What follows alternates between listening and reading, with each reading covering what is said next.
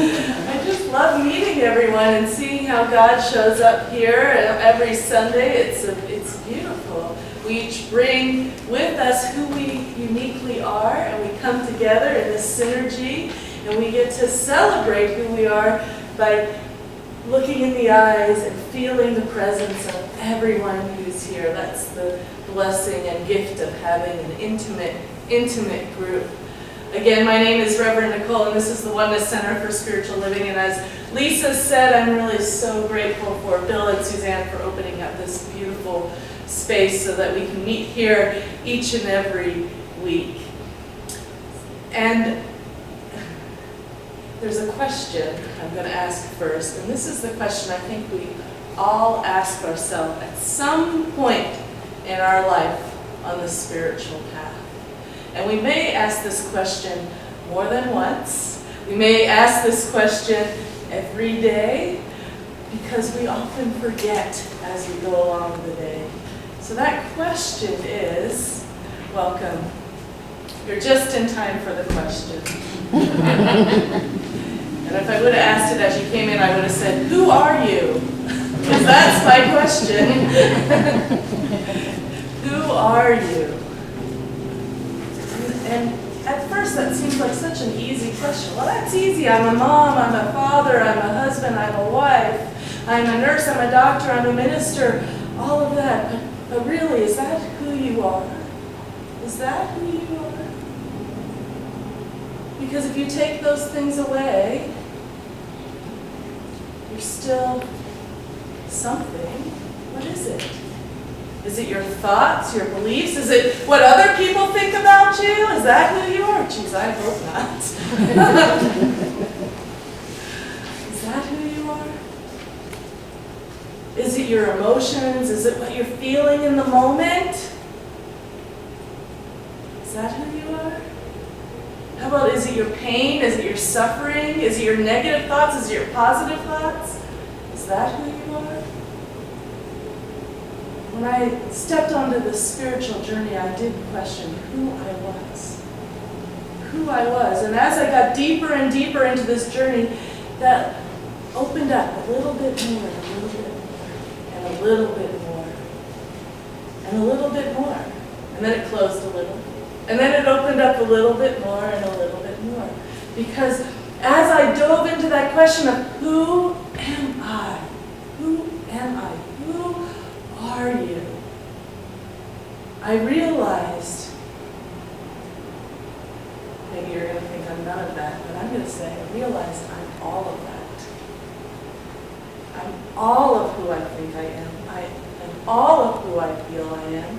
I am all of who I believe myself to be, and so much more.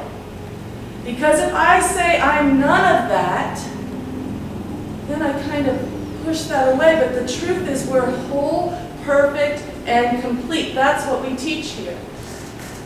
And so who we are as the roles, as the wife, as the mother, as the kid, as the daughter, as the grandmother, whatever those roles are, they make up aspects of who we truly are.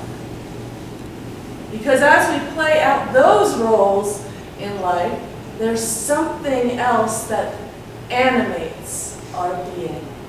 There's something that breathes our breath. There's something that beats our heart and courses through our veins. And that something gives rise to all those things we think we are in the physical, material world. So what we teach here is that we're spirit expressing. And spirit is love. And so we are love in expression. We are peace in expression. We are power in expression. In every moment. And because we are free, choosing beings, we can choose how we express that in the roles that we play in life. How we express love through parenthood. How we express peace through conflict. How we express power when we feel victimized. We get to express that through those things that we identify with. We are spiritual beings in a material world. That beyond everything we see here, there is spiritual support. The quote today that I chose from The Science of Mind, which is the book that we base our philosophy on, it's on your handout on July 15th. And those of you who've been coming notice I changed the dates. Alvin, you probably caught that. Jesus lived in the spiritual world just as normally as we live in the material, and just as consciously. And what is the spiritual world? And where is it? It is right here. Could we but see it? Behind everything material stands the spiritual, supporting it, and without which there could be no material. So those who know Jesus, and we call Jesus here the example and the master teacher, we know how spiritual he was. We know that how he brought love into situations where there was nothing like love. We know that how he brought his power of healing in to heal the sick. And so he learned how to live this place, the spiritual world, beyond the physical appearances in this material world. And we know the great things that he did, like walk on water, like heal the blind, heal the sick, raise people from the dead. He didn't do that because he was controlling the physical material world. He did it because he knew who he spiritually was. He knew that he was love and expression, peace and expression, power, creative. He lived from those principles and then had dominion over his material world.